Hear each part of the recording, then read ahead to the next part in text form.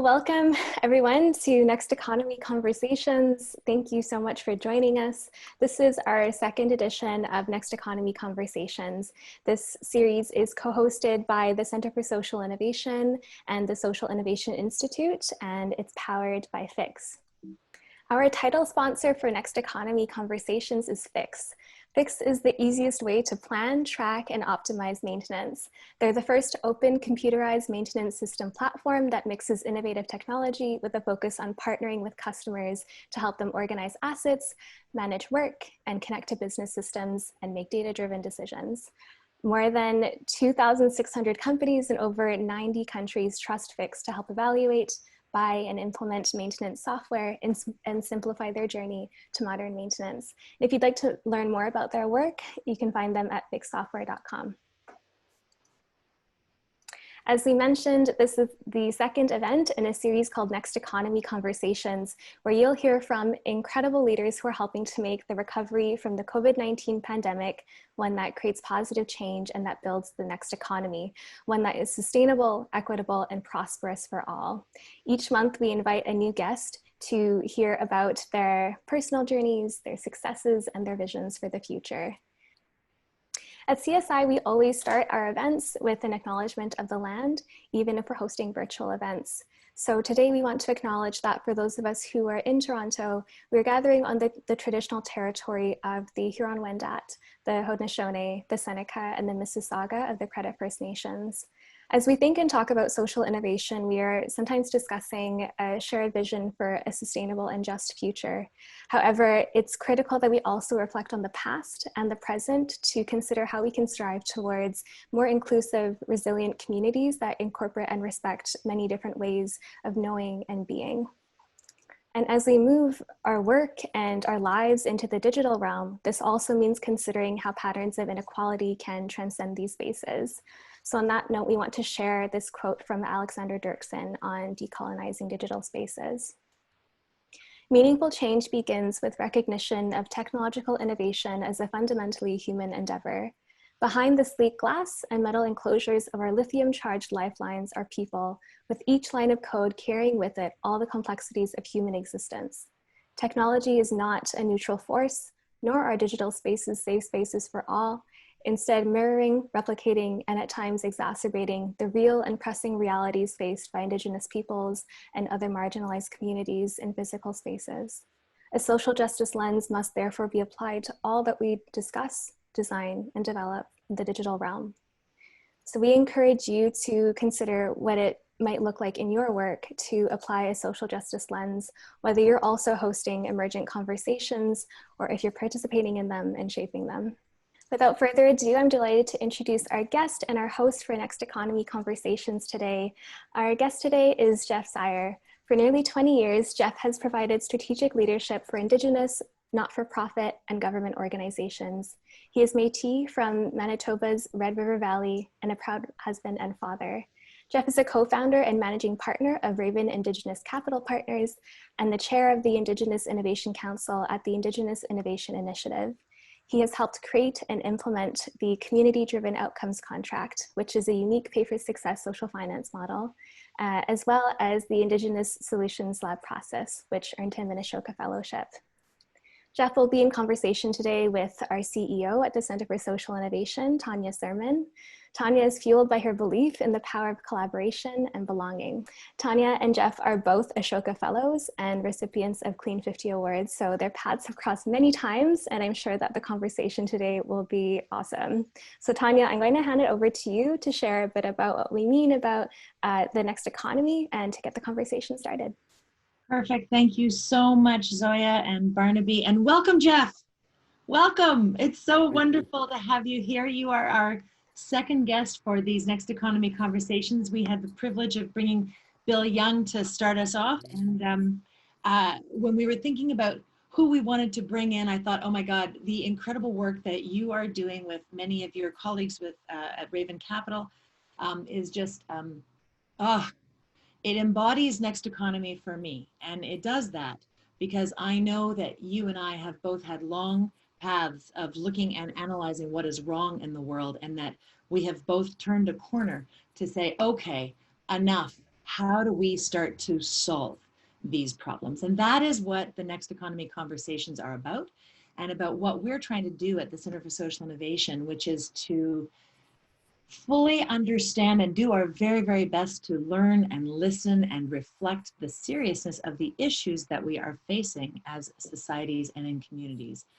But then to not get caught just feeling the pain, but rather to work on the creative solutions where we can actually come up with ways that we can solve these problems, and that we can work together building movements and building the collaborations and the partnerships that will allow us to build a regenerative, circular, inclusive, equitable, and prosperous future for everyone. So it's that's what Next Economy is for me, and it is made up of hundreds and hundreds, if not thousands, if not every single one of us finding our own way that we get to be a part of that solution. So when I was looking at the people who I most wanted to interview, I was like, okay, I need to get Jeff. I need to get him into this conversation. He needs to explain to me once and for all, what in God's name is this community-driven outcomes contract? How do we get more of it? But before we go there, you know, Jeff, you and I met when you invited me to Winnipeg to the Indigenous Innovation Conference, and it blew my mind. Tell me, how did you start? Like, give us a little background on your career path and where you come from, and what you've been doing to get you to this moment in time. Sure. Okay. It's great to be here.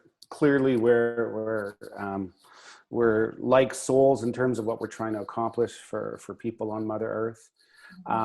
So let me just introduce myself traditionally very quickly. So Tanchi, Bonjour, Ani, Tansi, everybody. My name is Jeff Cyr. I'm a managing partner at Raven Capital. My traditional name is Kinu Inene, means Eagle Man Leading. My mother is Vivian Cyr, my father is Brian Cyr, and of course I come from the Whitehorse Plains area in southern Manitoba, which is the traditional buffalo hunt staging grounds just outside the Red River, where most of my family still live, and it's what I consider my traditional territory. I'm speaking to you from unceded Algonquin territory here in Ottawa today. And I'm honored to be here, and thank you. So with that said, how did I get here? Of course, there's no straight line, which is the first thing I tell people. It's a zigzag thing. You know, really as a young Indigenous man, I think I started thinking about systems issues early on. I went and spent 2 years in India at 17 years old. Went to school and university there, came back and started doing undergraduate work in languages and political economy. And I studied political economy through my master's degree and then into my PhD work at Queen's, where, you know, to be honest, when you go to India and you live in an Indigenous community in Canada and you start to see the inequities and inequalities that exist, you start to, you know, pose questions about exactly what are we doing in society if so many people can live so differentially. I left my graduate work and then I went to go be a senior policy advisor and negotiator with the Assembly of Manitoba Chiefs, the Manitoba Métis Federation, really on big issues like self-government, child and family service restructuring, redrafting, rights, claims issues. And then I went and did a 10-year, I wouldn't call it a sentence, I'd call it a tenure with the federal government in Privy Council Office, Natural Resources and RCMP, where again, I was mostly in a negotiation and policy leadership position, but I was trying to do in both those sets of work was be innovative about problem solving. And I could see some of the inadequacies in all these different systems that were existing. And then, you know, most formatively, I did just under 6 years as the CEO of the National Association of Indigenous Friendship Centers here in Ottawa, which was both extremely rewarding and extremely hard work at the same time, where really what I was faced with was how are we supporting Indigenous people through primarily government funding and the existing financial system, and saw massive gaps. And to bring it back full circle, Tonya, was the part of the inspiration for hosting the Indigenous Innovation Summit in Winnipeg in 2015. And that is really where the journey on this side began, because what we were trying to do was bring what was then I would call mainstream social innovation on a collision course with Indigenous community problem solvers who are the ones facing their own issues and really trying to get stuff done. And what we saw in that was a lot of gaps. There's a gap in language, which we were trying to solve at that conference, you know, in terminology alone, what we're talking about. But there was a massive gap in capital, in different types of capital. So that's capital for equity was particularly missing.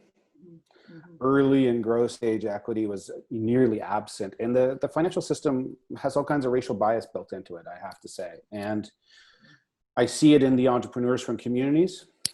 And then I also see it at the community level. And then I saw it when we went to go raise funds for our first fund. Okay, well. wait. You're getting so far down. So let's just go. That's so good. I just want to get into every single one of these. Take me back.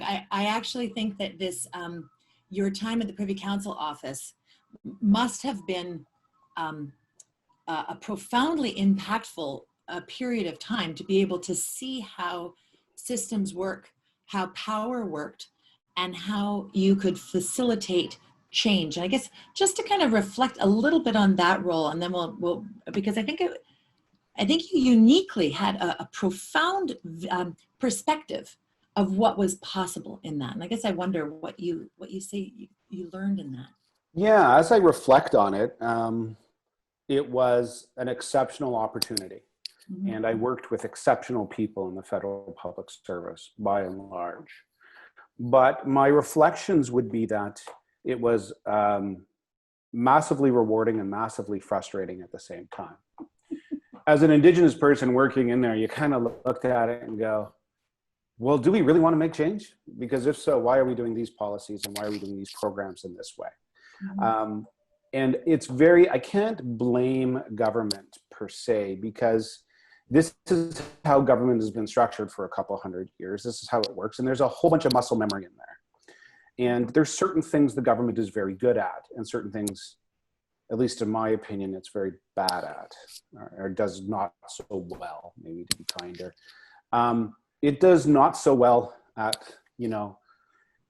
looking at long-term issues, the causes, as opposed to the symptoms of issues. And so often government programs are focused on the fix and not on the problem at the core of it. But the federal government is also exceptionally good at contract administration. So, the way that I think about it nowadays, and hopefully we'll have a conversation about this, is let's use that skill set to solve problems. Let's put people or institutions where they're best placed to solve these problems. The other thing is that, I think this is important for this conversation, is that governments are not exceptional at innovation. And if you were to say why, is because they are not rewarded for innovation, and they're not designed to be that way. No one wins, most innovation is predisposed that a lot of innovation fails. And that's part of the process. And then you learn from it.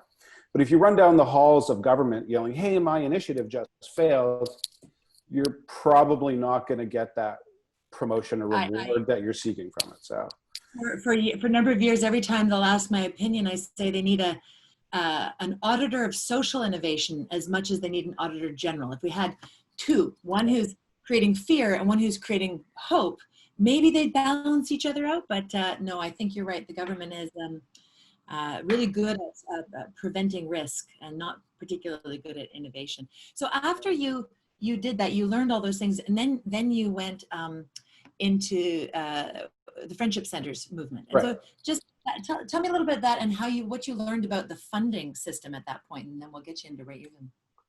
So Friendship Centers are beautiful organizations. They're sharp end of the stick, front end service organization, chronically underfunded for doing what I call the hardest part of the work in the ecosystem.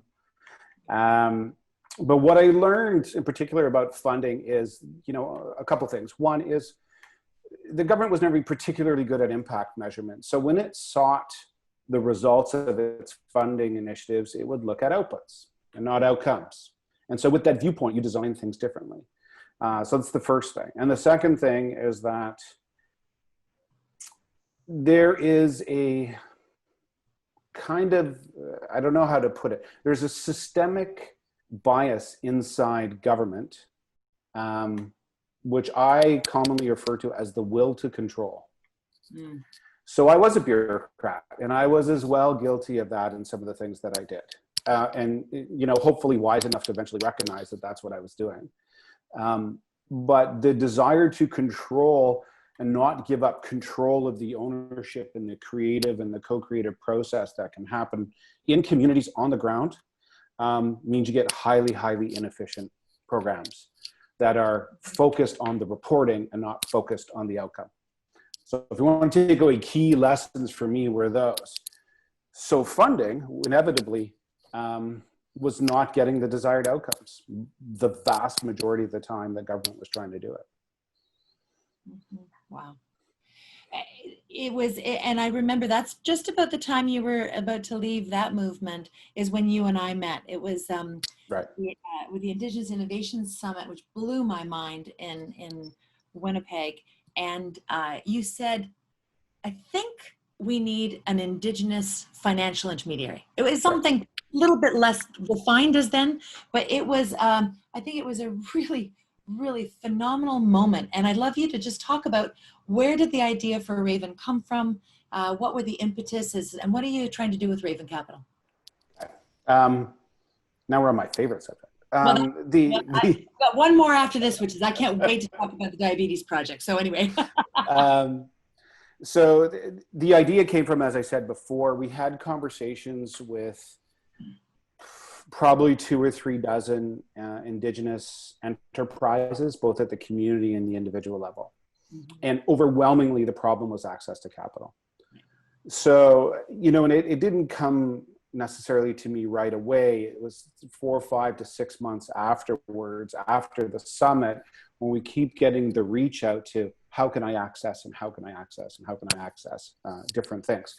So when we look at capital now, we look at it as a spectrum, preceding, seeding, into early growth stage, equity investment, loans, debt, you know, collateralized debt, and you kind of go down the spectrum of what's required, what exists in the mainstream economy, and what's required in an Indigenous economy perspective. All those things were required.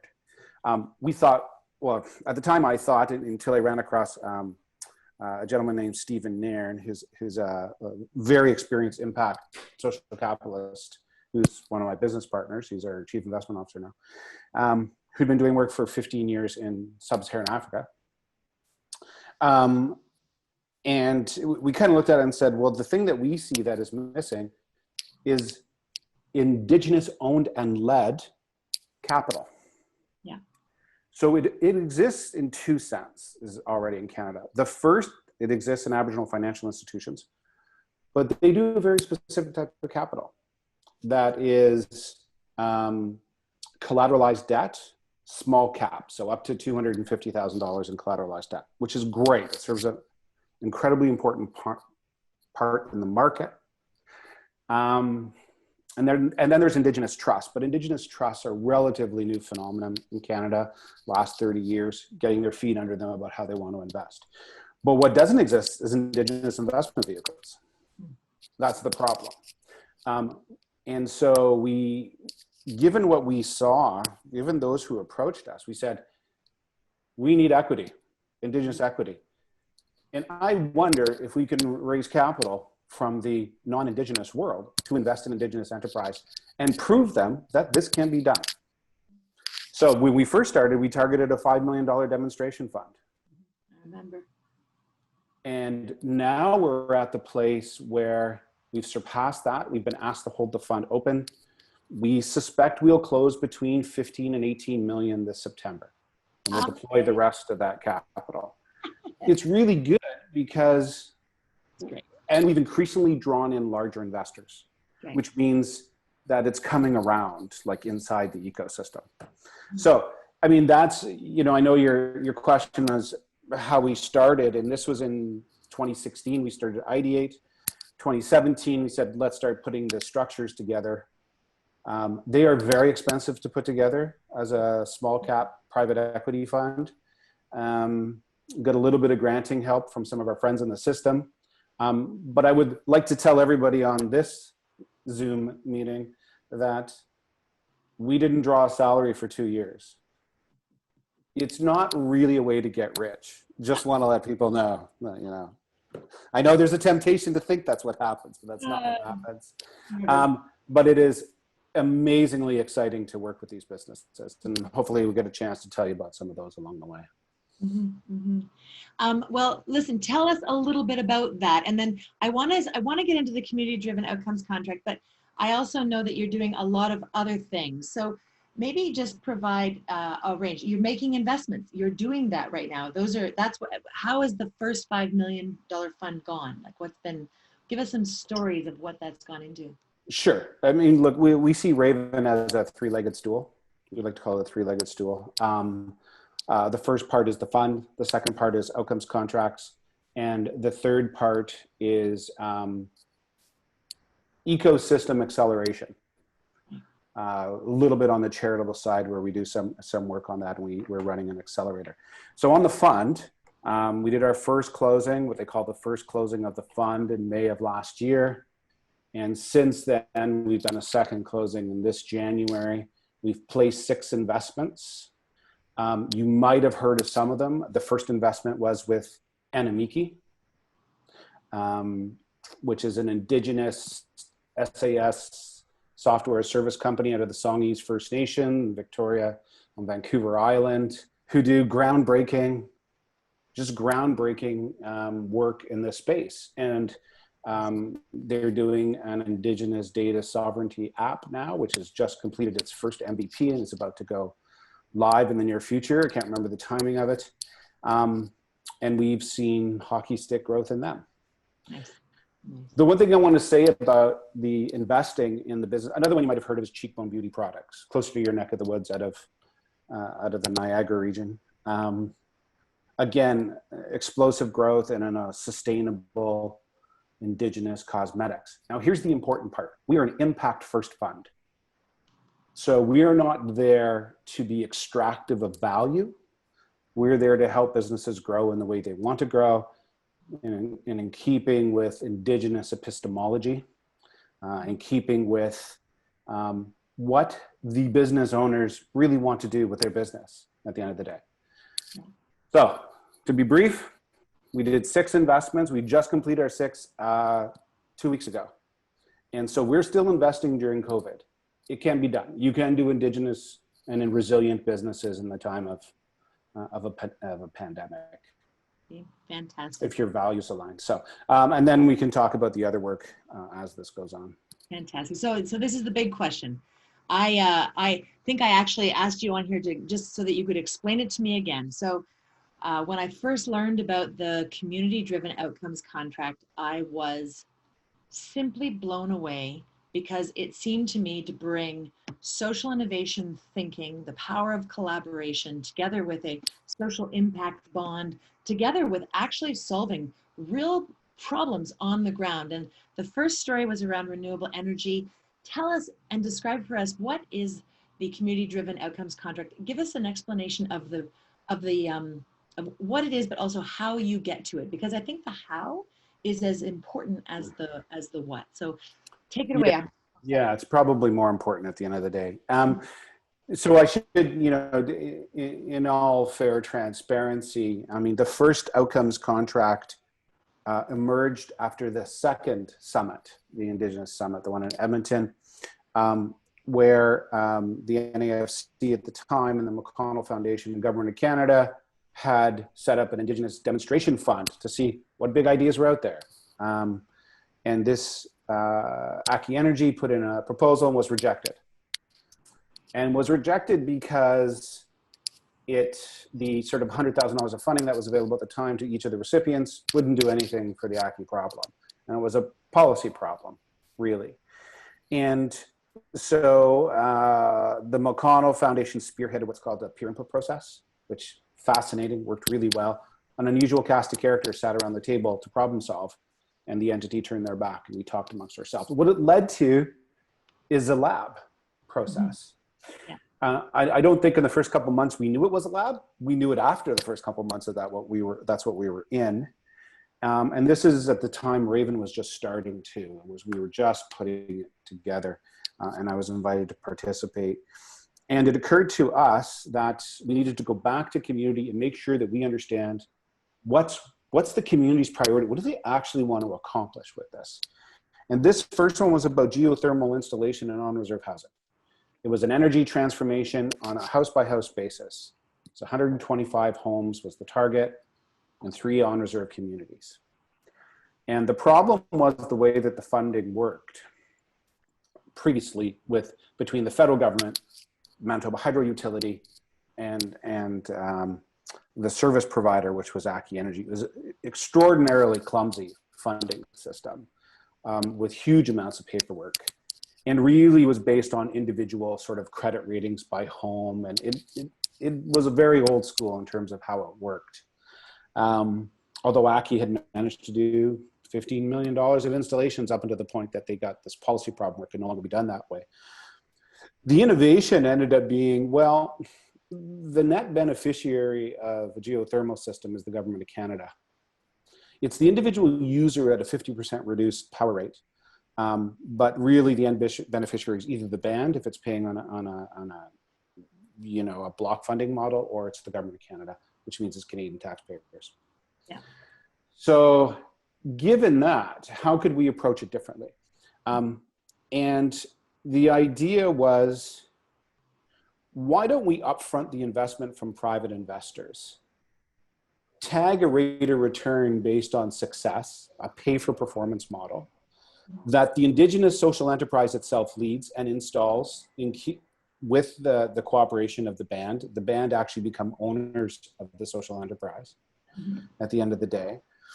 And once they hit success, the outcomes buyer, the government, would pay them back with a rate of return. And so it didn't take us long to kind of pen a name that was probably pretty boring, but makes sense to me. That's the kind of guy I am. It needs to be sensible, but maybe a little bit dull. So it's a community-driven outcomes contract. Essentially, it's 3 types of contracts. Raven sits in the middle. There's a contract with the service provider, has a contract with the investors, and has a contract with the outcomes buyer. Yeah. It's really that simple. It can look and feel like a social impact bond, but what it does is it's flipped the power dynamic of it. And the power dynamic now, previously a lot of, not all, but a vast majority of social impact bonds, the money decides what's being done.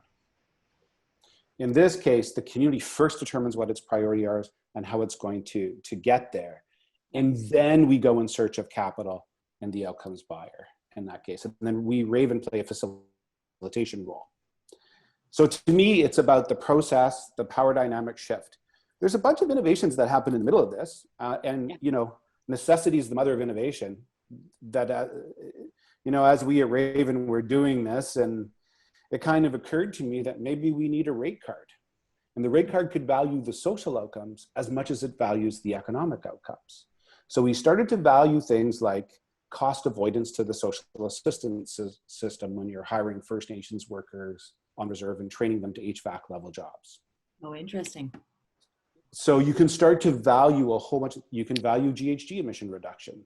You can value other things in the community that are going on. So that's how you get to a community-driven outcomes contract. What I'll say about it for the audience is that they purposely take more time. Yeah. We believe now, in our experience with CDOCs, is that you need an 11-month run-up. If you didn't have COVID, you need an 11-month run-up. It's a lot of community work. We follow Indigenous protocols and processes for bringing people together and working with them and ideating. And at the table, you have investors, outcomes buyers, communities, community experts, financial intermediaries at the table working to co-create a solution. And that's the beauty of it at the end of the day. You're doing it together. Yeah.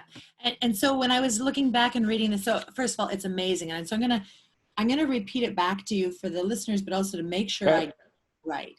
So to me, stage 1 is a social innovation lab a community accountable or community driven lab with a multi-stakeholder partnership there who are building the social cohesion, the social relationships, the trust to be able to co-create some solutions in that space. And then what you've got is you've got the social enterprises that are then engaged in solving the problem with the financing by investors that is then backed by the government's pay for performance commitments. Right, exactly. Yeah. The overlay to everything that Raven does, oops, excuse me, sorry, I lost the camera, is the overlay is that everything we do is in relationship. So we will often say, we are now going to be in relationship with each other. And this matters because at the end of the day, when things get tough, and they always do with social finance models, you rely on relationships to see you through. So we spend an inordinate amount of time building relationships and trust. We go to communities, we host them in communities. And when we talk about the diabetes one, I can give a little bit of an explanation of how that is differential. I mean, it's the same, but it's maybe more exciting at the end of the day. Well, let's just dive right into that, because I think one of the things that I loved about the model was that you were working with Indigenous communities using the power of that social capital and those relationships, which you and I strongly agree on as core. But then you're actually solving an environmental sustainability, a climate change problem with geothermal. And of course, I love the intersectionality of these. I just think it's magic when you can take two different things or three different things that feel like they're not working and then redesign them and create that. Well, I think the principle of everything should be the circle. And so, you know, you're actually solving one problem by solving another problem. And it's beautiful. And you talk about it somewhere, somebody described this as a closed loop system, which I think is so beautiful. So tell us what's happening with the diabetes work, because I think when you and I chatted, the diabetes work is an extremely expensive healthcare cost that the government is carrying. So just give us the background on the issue and what you've done. Sure. It's kind of mind-blowing.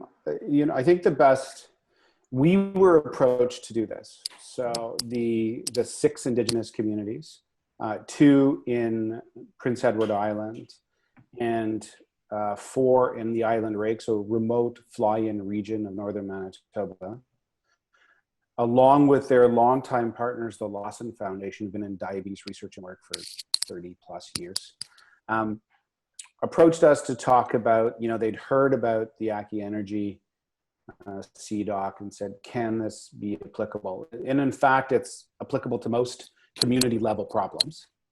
And our response was, you need a really grounded lab process, but we'll talk about that in a second. But behind so diabetes is a crisis in Indigenous communities. It's a fundamental epidemic crisis. And we just had recent research back that if you're between the ages of 7 to 17 years old in Manitoba and you're a First Nations kid, an Indigenous kid, you're 25 times more likely to have diabetes. So, I mean, besides the moral and scary ethical components that get involved in this, it's also extraordinarily expensive to the health system. And here's where everybody, whether you're motivated by the money or the morals or whatever you're motivated by, is, so this costs everybody, both in human life and in actual dollars. And we're always complaining our healthcare systems, are spectacular as they are underfunded. And we need to be way more on the preventative side than we are on the, you know, putting Band-Aids on things after they've occurred. So here's the thing. The diabetes is, most of the science behind type 2 diabetes is known. You're not going to super innovate on this, okay? What you are going to innovate on is the prevention. And so we looked around the world and said, let's get a bunch of Canadian specialists together and have a systems mapping conversation. We mapped the diabetes system in Canada so that we understood where the levers are. before we got into it. And then the federal government, through the First Nation Inuit Health Branch and the Lawson Foundation and the McConnell Foundation, early on said, we're going to put money forward so you can engage the community and start having conversations. If you remember the principle of relationships and the principle of it has to be driven by the community. So 4 months of essentially town halls and community engagements in very difficult places to reach, in communities that are otherwise in other crises at the same time. And it is the predominant health concern of both elders and youth and the main body politic in each of the First Nations communities, because the impacts are so extreme. So we did community engagement with an Indigenous partner. And then we decided, let's launch a lab process. I'm a little bit out of focus, but the lab process itself at this stage. And what happened in the lab process, or the way the lab process was structured originally, was we would do 3 in-person, 3-day lab sessions. And we would invite people who are interested to the table. The table has 36 participants. It's a big table. That's what I would say.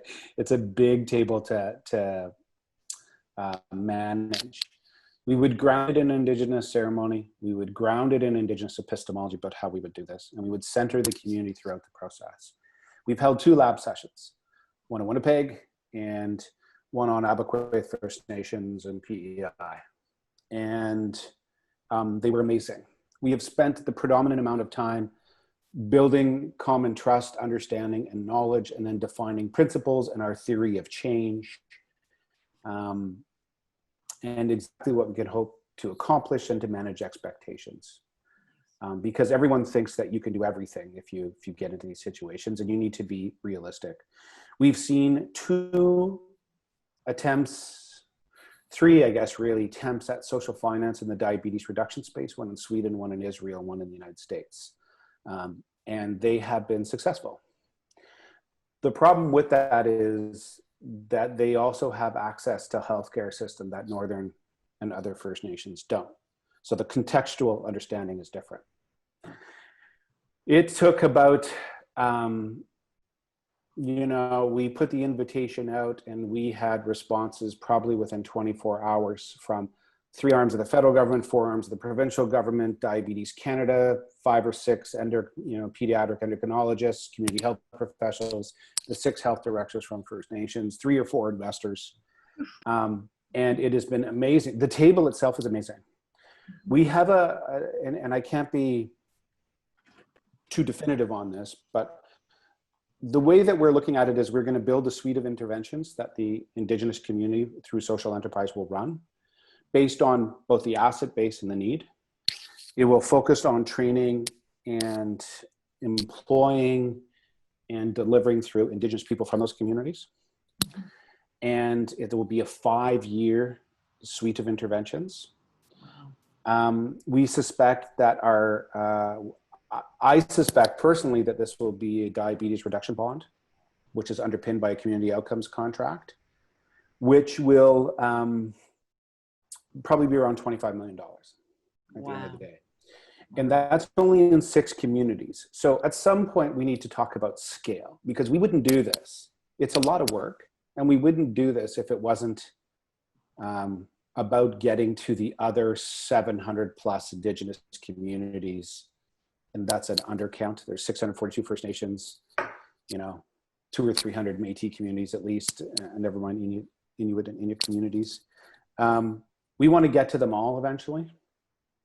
We want to share the model and let other people get to do that as well. But there's lots of lessons learned in this process. We've had COVID in the middle of it. We were supposed to have our 3rd lab in Winnipeg in May. We've stretched it out and went virtual. It's working fine. We divided it into work packages, and people are meeting in a little more calm Zoom meetings of maybe 7 to 8 people, where we can work on financial models and interventions and that sort of thing.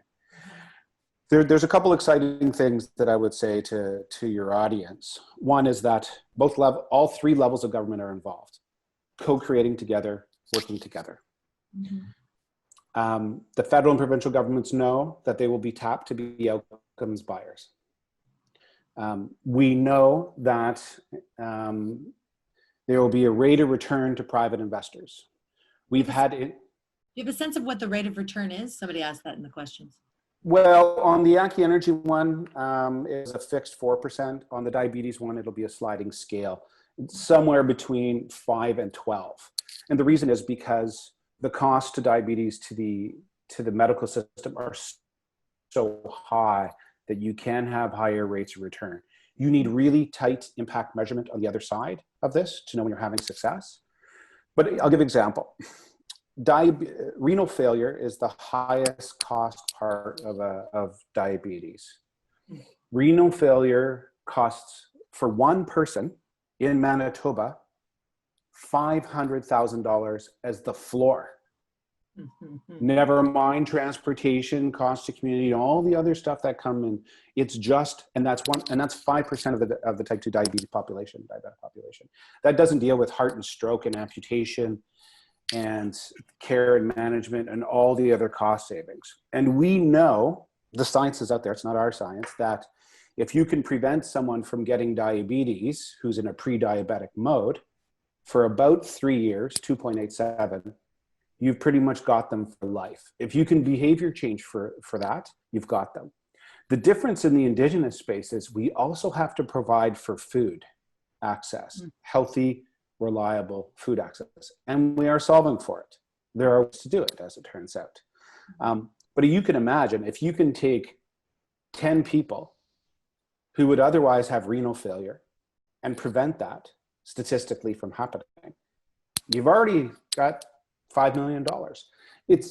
So very quickly your cost, which is why I believe the governments are at the table. They believe it's the right thing to do. They believe it's the economical thing to do.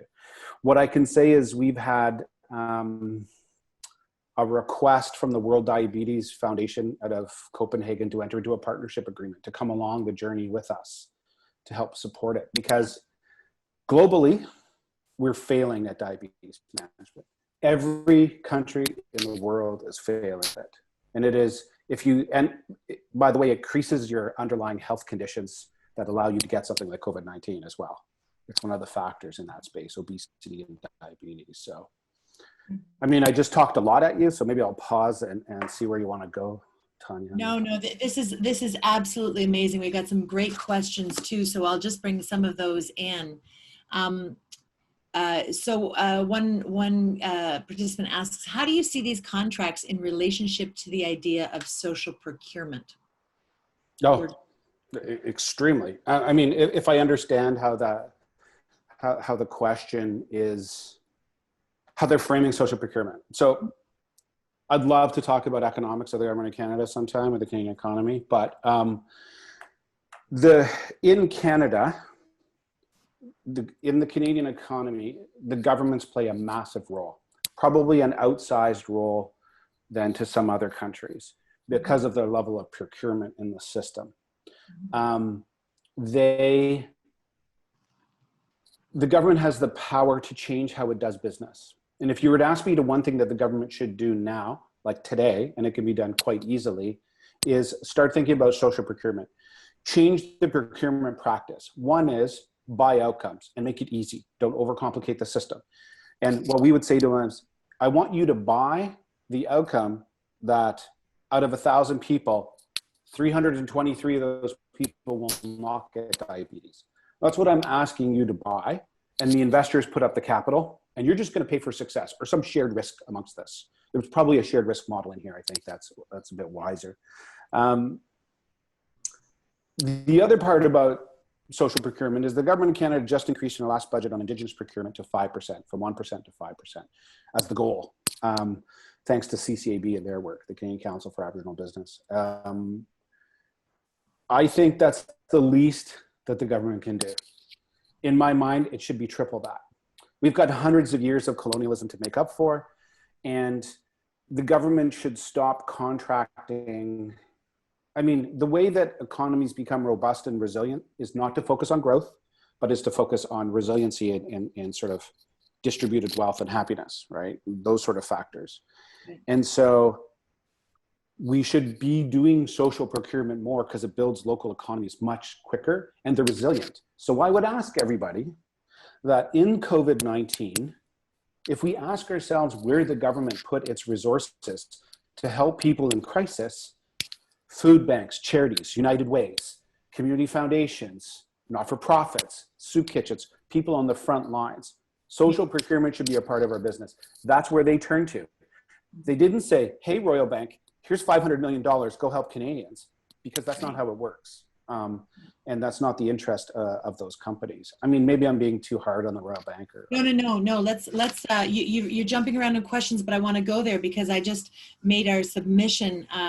CSI made our submission to the federal government about what kind of economy we want to have next. And one of my 8 recommendations was about making sure that when government is procuring, that it's not contradicting any of its other departments, right? So we have a bit of a Kafka-esque kind of situation in these different ministries and different departments where you have the environment minister who says we need to work on climate change, but the healthcare sector isn't doing anything about climate change. And so it goes deeper beyond just procurement. It's about actually radically rethinking how we are integrating all of these different values into a circular system.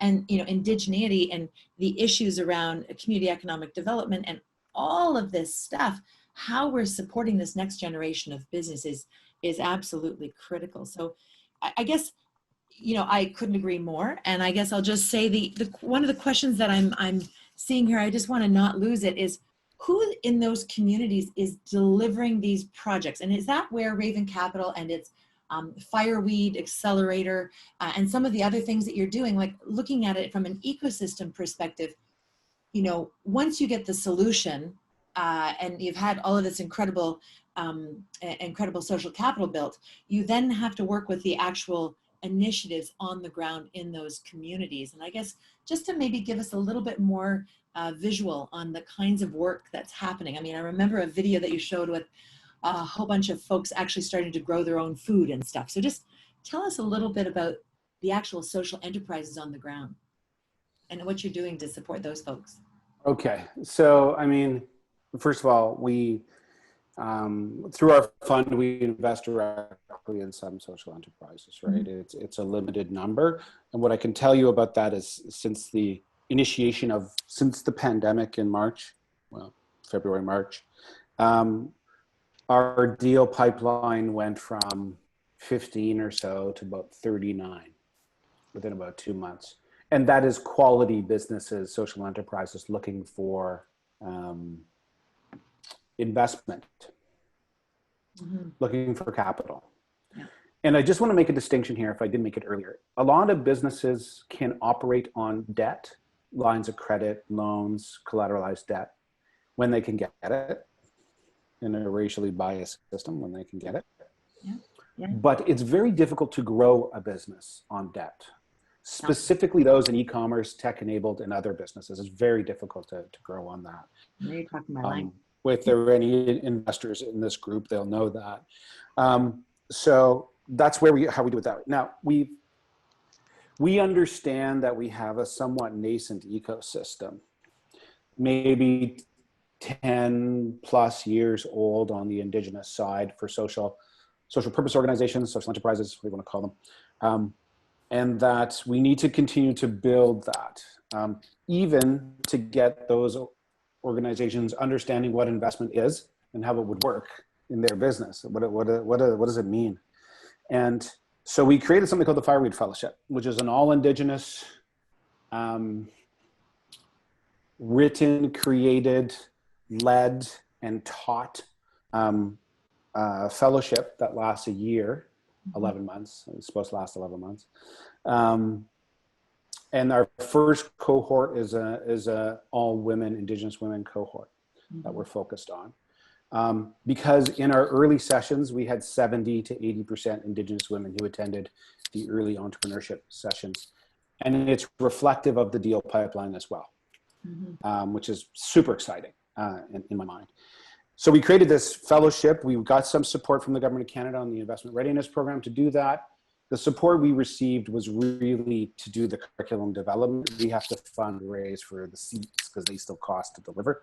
Shopify's coming to partner with us on that.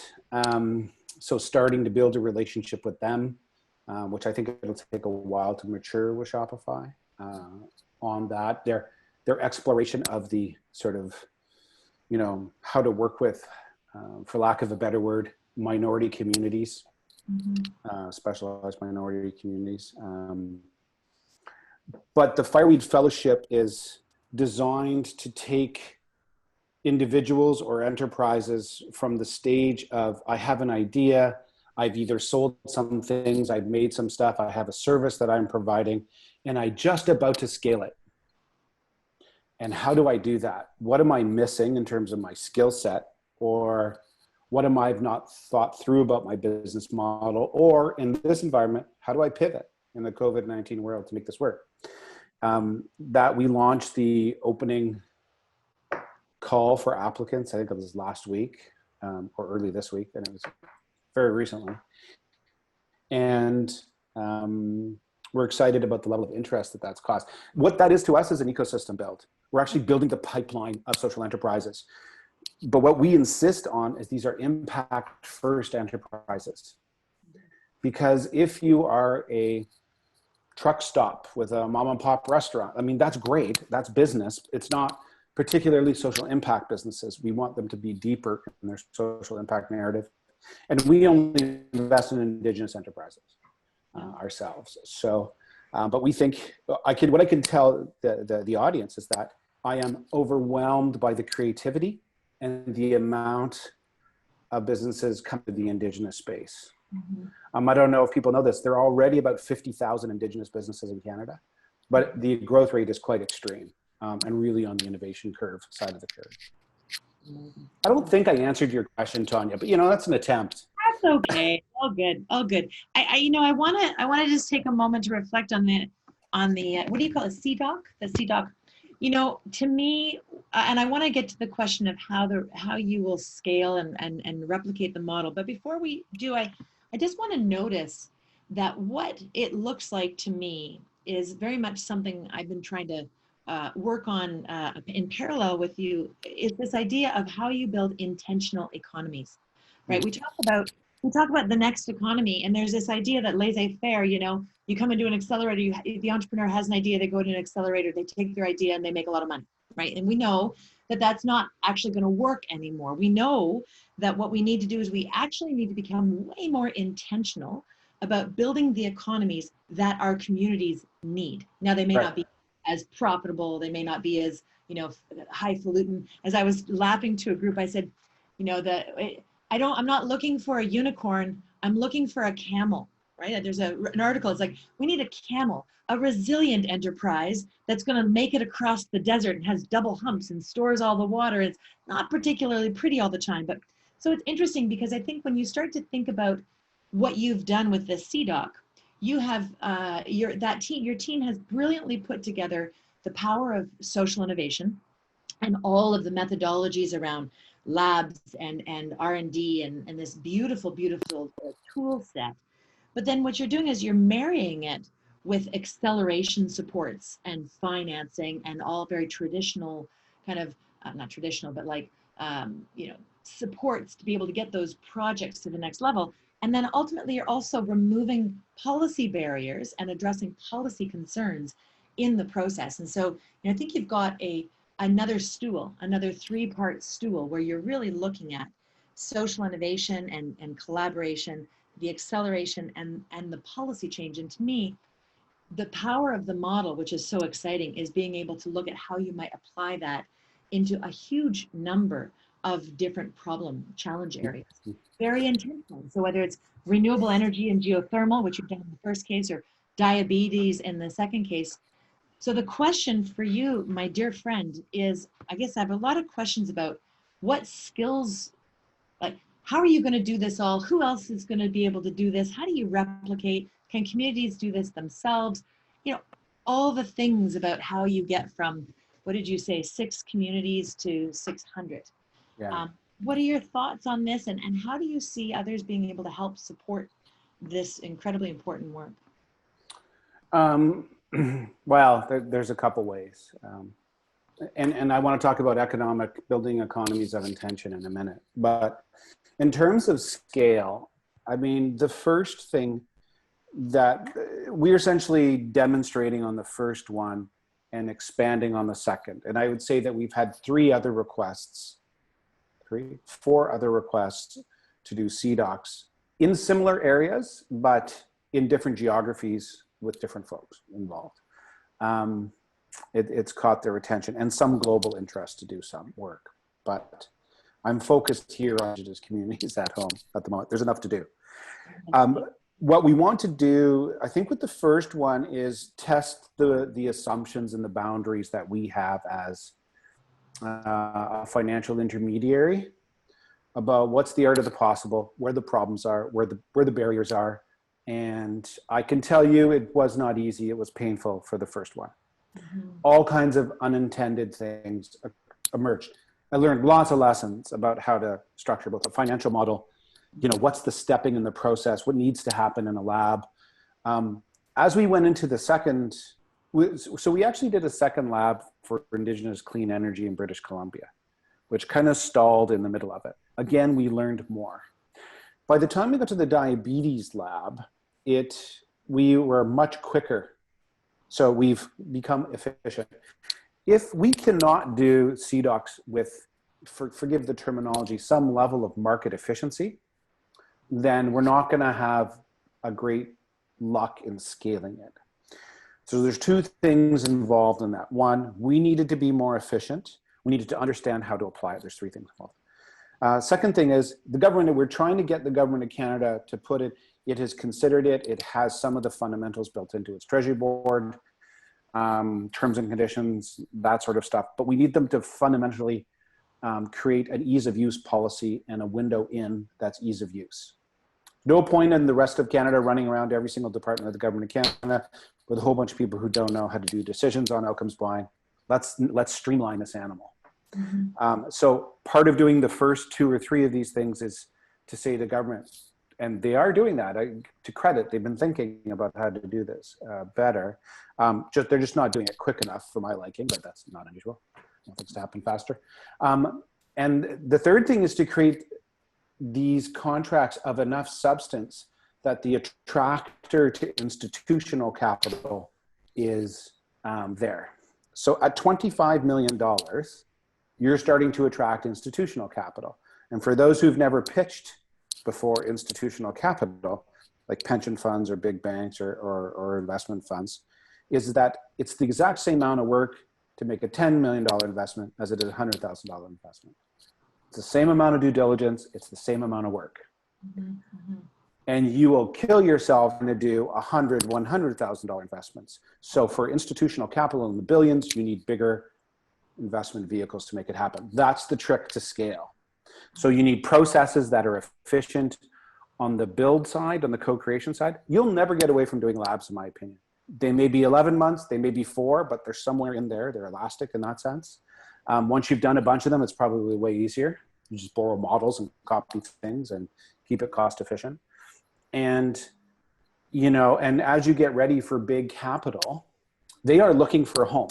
Big capital is looking for a home. Yeah. Where can I get a 6% return? Let's go to the low, a 6% return on my $10 million for 5 years. Well, that looks like gold right now. It sure does. So, and you know, the other part about it is if you have a guaranteed outcomes buyer, if the government says, yes, I'll buy those outcomes at $25 million, give or take the rate of return on it, whatever it is, it's not correlated to the markets. It's outside the markets. Again, that's attractive if you're building portfolios of large institutions. So from an economic viability perspective, everyone gets excited. It's way easier to do it that way. So, you know, when we talk about scale, we talk about those things. You need the government on board because essentially these are community level problems that are being solved, either regionally or community level problems. You take something like a Raven fund under equity investment for the enterprise level, you take something like a CDOC for the community level issues, and it allows for community level engagement and ownership of the social enterprise and of the outcomes and of the interventions. Beautiful.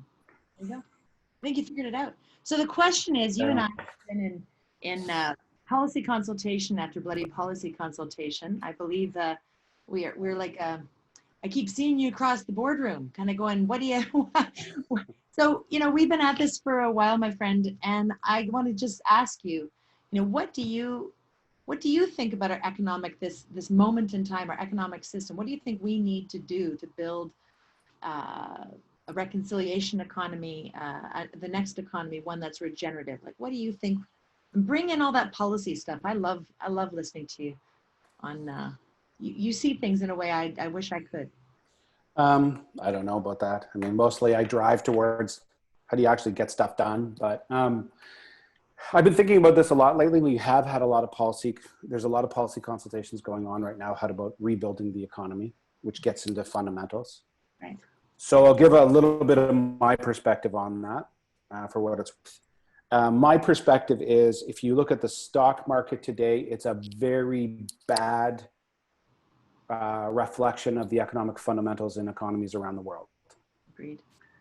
And not to be a negative Nelly on this, but they're much worse than at least the media is trying. And I know part of it is to be positive in terms of the economy, but some fundamentals are wrong, okay? Or in a bad spot for the economy. Levels of unemployment are extraordinary. CERB can't continue forever. If it costs $17 billion to extend it for 8 weeks, it's not long that you can do this without eviscerating your economy from a federal level down. So I think we're in a place where businesses themselves, especially in bricks and mortar retail, tourism, and a couple other really hard hit transportation areas, need to reconceive of their business model. And there will be some Shumterian creative destruction that goes on in this space. There just will. One of the keys to that, I know I'm off topic a little bit from where you wanted to go, but one of the keys to this is will have to be reskilling, will have to be the education system.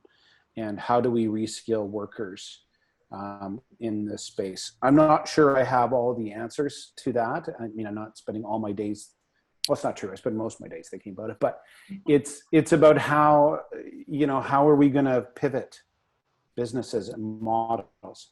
So if you're selling a product or good, you can move to e-commerce, and most of the globe is picking up e-commerce as a way to do it. Don't forget about marginalized communities where they don't have broadband and don't have access to credit cards and other things, which we need to think about. We need to really think about, in my opinion, what kind of economy we want to have. And at the heart of the things that I take umbrage with, and I try not to use the words too often, is growth. Growth as a focus is a GDP, which is a construct, you know, coming out of the late 1920s in the US. And anyways, it's been taken all sorts. It's not a measure of anything.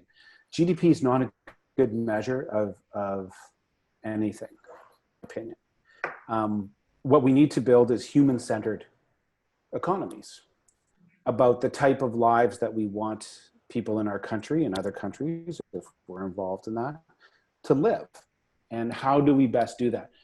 When we invest in businesses, we look at high social impact, which is, yeah. Someone just made a comment, I have to do that, about gross domestic happiness. I'd love it. You know, if we could take what they've done in I think it's Burma, about, Bhutan. And I think we need to start thinking about this completely differently, or we're not going to get to the place we want to do. This comes to the question we had about social procurement. What do we actually want to build? It doesn't do, I think, the vast majority of Canadians any good to have large multinationals, you know, maybe they hire 10,000 workers in an oil patch, but I'm not so sure that does the country and even those oil workers long-term good. Right. We are at a place where, you know, I'm getting philosophical on everyone, where you take economies and you consider them as siloed entities. Well, they don't exist. It's a human construct, and it doesn't exist outside all the relationships and things we have around us, including that to Mother Earth. And I'm not a strident environmentalist, but I am extremely concerned about, you know, the portions of our planet and ecosystem, which we've already damaged. That I think we need to make different decisions as governments and as individuals, including how we vote, including what we want out of the outcome and how we engage with it. To build a reconciliation economy, someone asked me once, how do alibis in this space help? So my mantra is, if you're someone who's giving money away, or like a foundation or someone, and you're trying to support Indigenous issues, then give it to Indigenous organizations. Go out of your way to make that happen. Don't give it to a non-Indigenous institution and who's working in the Indigenous space, because the problem is it builds no long-term capacity, leaves no long-term wealth of knowledge and capacity behind. 2 is use your purchasing power. Buy accordingly.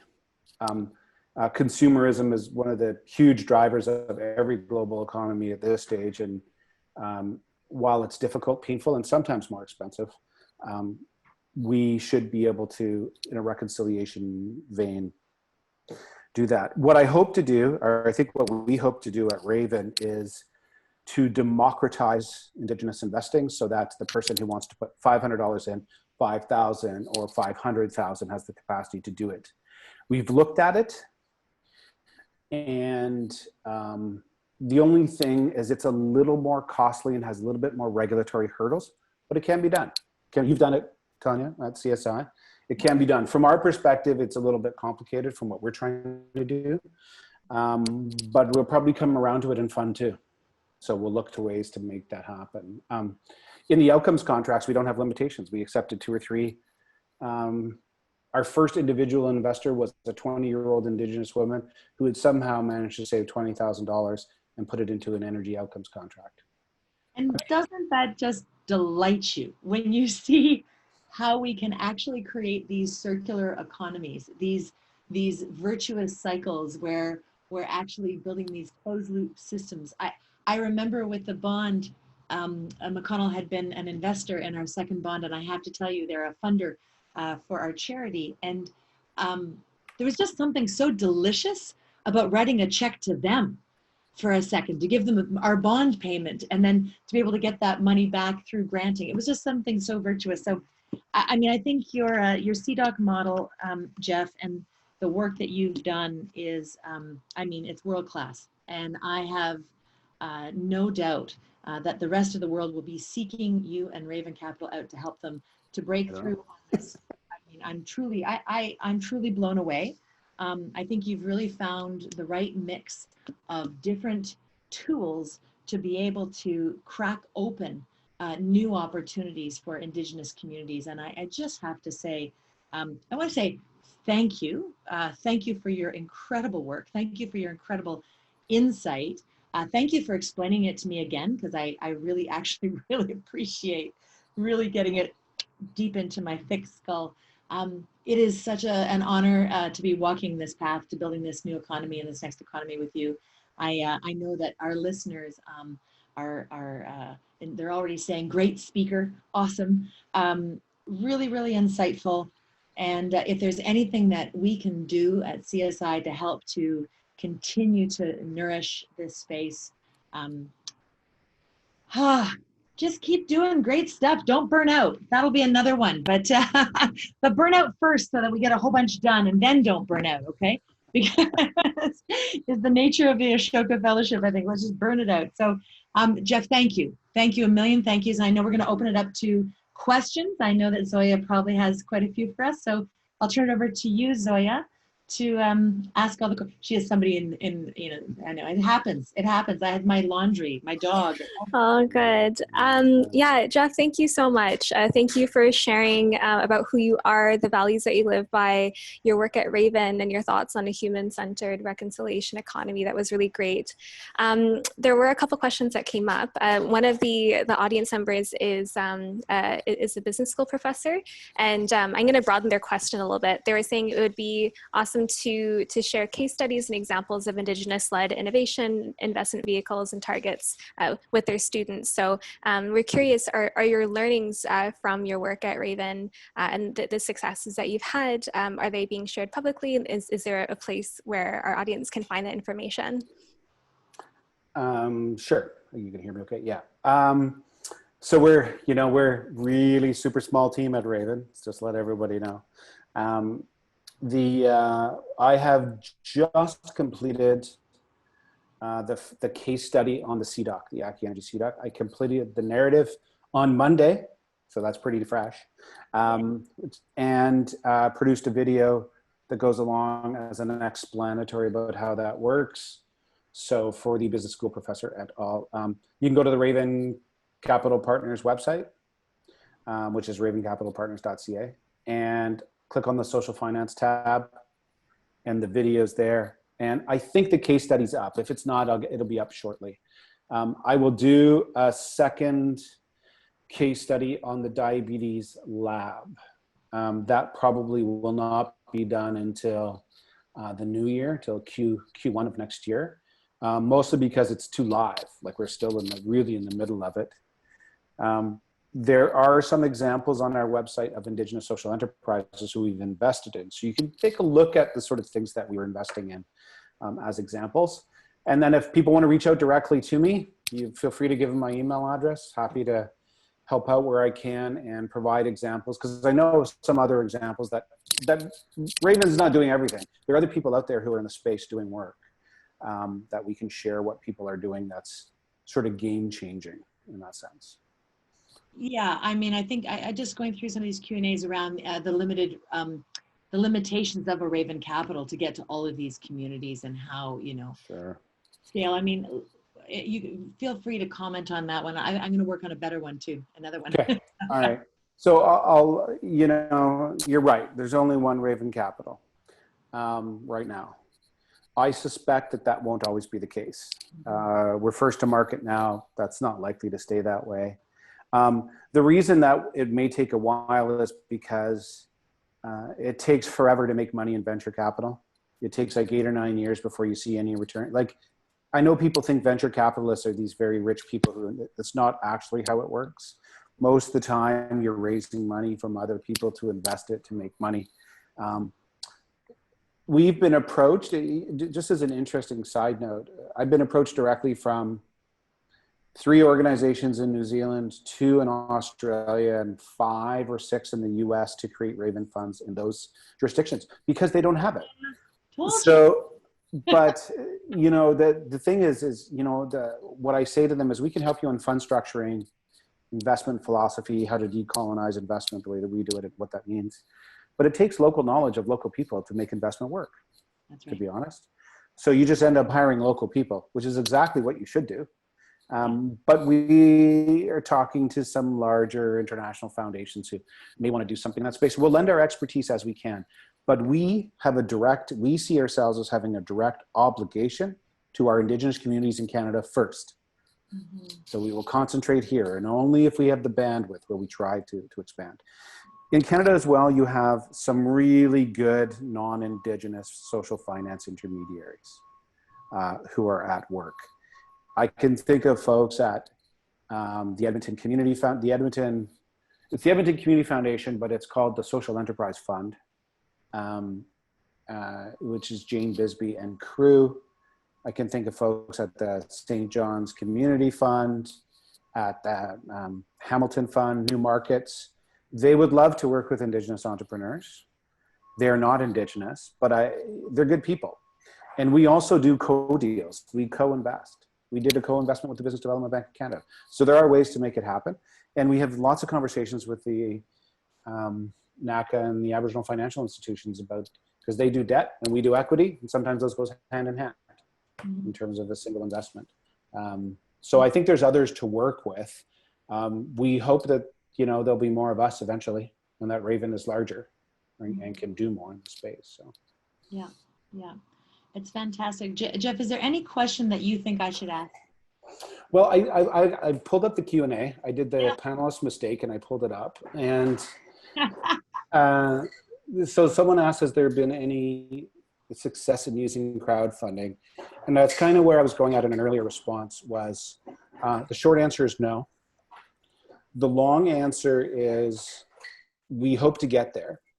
So you can use stuff like Front Funder and other sort of pre-built organizations, but we find their administrative fees for now are too high for what we want to do, because we in our fund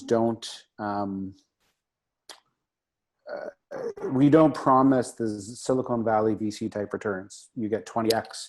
Basically, they let 18 companies go bankrupt and ride 2 as unicorns out. Well, that's not how we approach the world. We want everyone to succeed at whatever level that looks like. We have 6 to 8% net IRRs promised in our fund.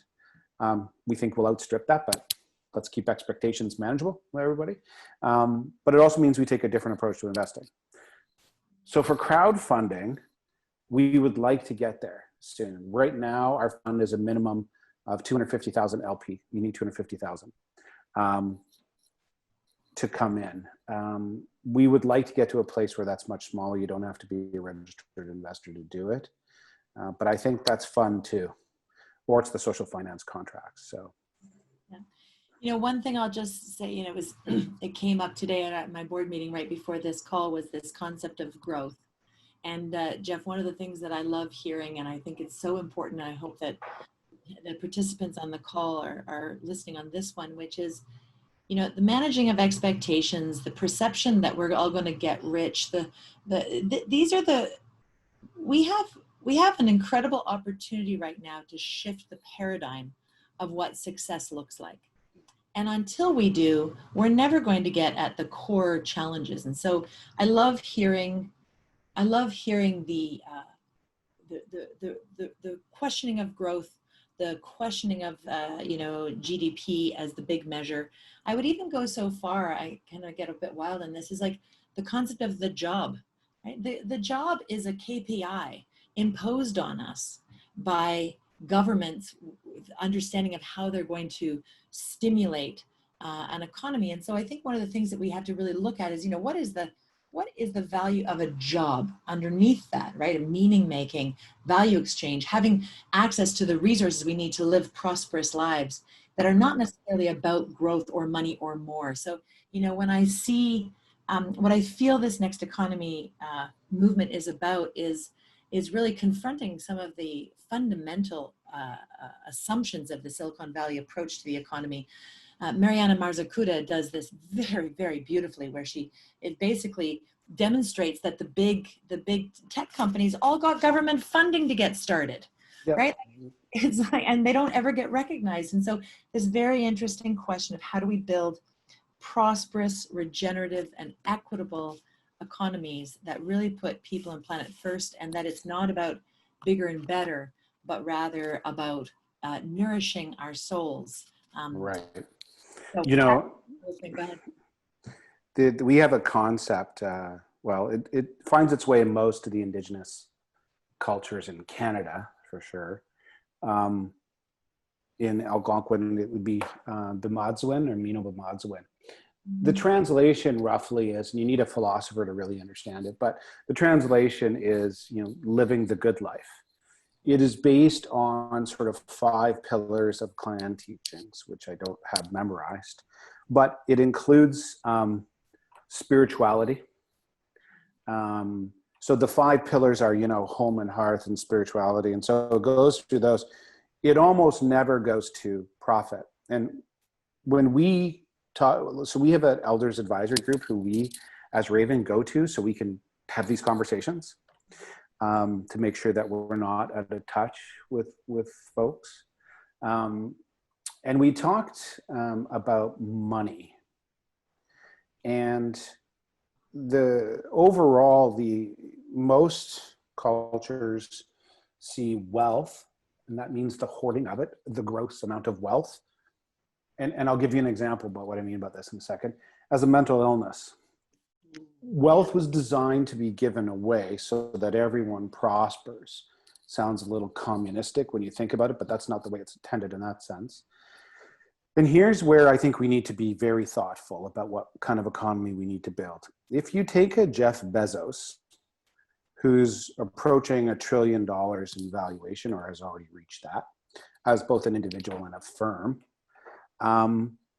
Yet he, 3-4 weeks ago, scaled back the extra overtime pay for people at the Amazon warehouses working under COVID-19 and getting sick, stressing themselves out. Whereas the overtime pay would probably not even equate an accounting error at Amazon by and large. So the question there for me was, what's the human decision? What part over 50 billion or 200 billion is ample in order to make, for your own livelihood and the livelihood of others? And then he proceeded to set up a $100 million climate fund, or a $10 million climate fund, it's such an infinitesimal drop in the bucket to doing anything on the climate space and within the framework of the wealth of Amazon or of Bezos himself personally. That's what I mean by human-centered economies, where we start making decisions differently, going, do I really need to be chasing the Amazon headquarters in Vancouver or Ottawa? Like, is that really what we need? Do we really need sidewalk labs in Toronto? I know that's canceled, but do we really need that level of technological overlay on human life? It sounds interesting, but I'm not sure it makes us happier beings at the end of the day. And I think that is the point.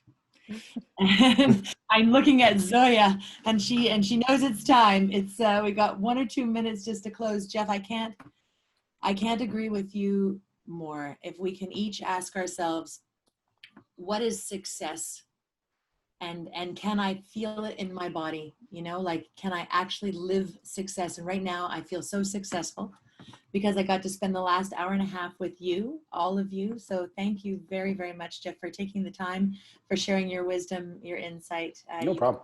You're an incredible role model. Thank you.